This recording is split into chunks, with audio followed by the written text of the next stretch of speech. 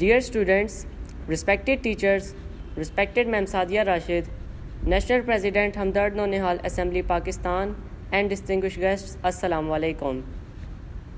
My name is Daud.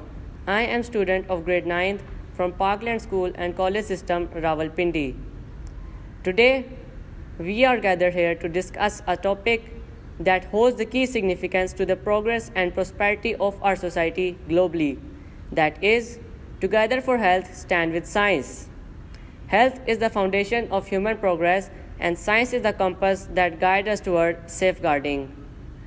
In a world where diseases, pandemics, and misinformation threaten our collective well being, standing with science is not merely a choice, it is a necessity. It is a reminder that unity, trust in evidence, and collaboration are essential for building resilient societies. The pandemic taught us that viruses don't respect borders and that misinformation can spread faster than any disease.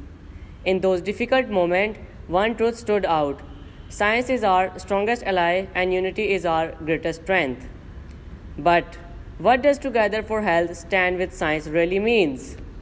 It means recognizing that every breakthrough, every discovery, and every life saved is not the achievement of one nation alone, but the collective effort of humanity.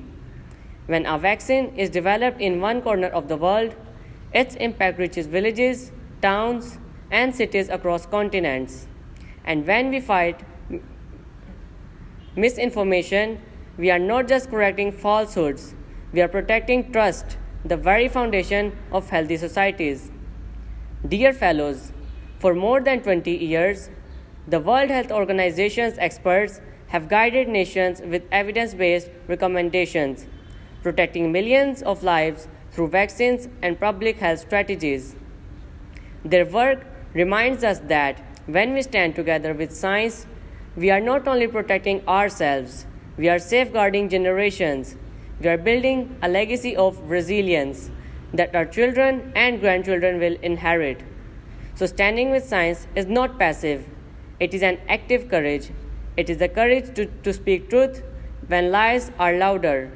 It is the courage to defend health workers when they are under attack.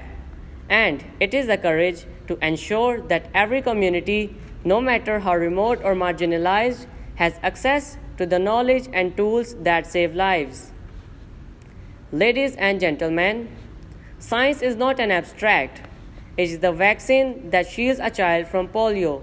It is a clean water system that prevents cholera. It is the research that helps us fight cancer, diabetes, and heart disease. And it is the innovation that allows us to dream of healthier futures. As the United Nations has emphasized, science and technology are the essential pillars for achieving the Sustainable Development Goals, including the universal health coverage. Without science, those goals remain distant dreams, but with science, they become achievable realities. Yet, science alone cannot heal the world. It needs us, citizens, educators, leaders, and communities to stand together, to trust evidence over rumor, to support health workers who risk their life daily, to demand policies rooted in facts, not fear, and to inspire the next generation to see science not as a distant theory but as a living force for hope. Dear participants, standing together with science for health is not just a slogan, it is a moral duty.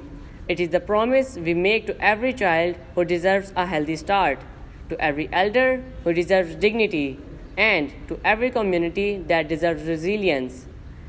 Let us be the generation that chooses unity over division, knowledge over ignorance, and health over neglect.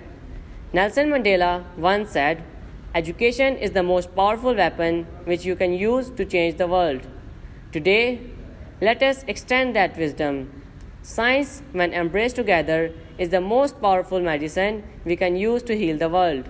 So let us commit not just in word but in action.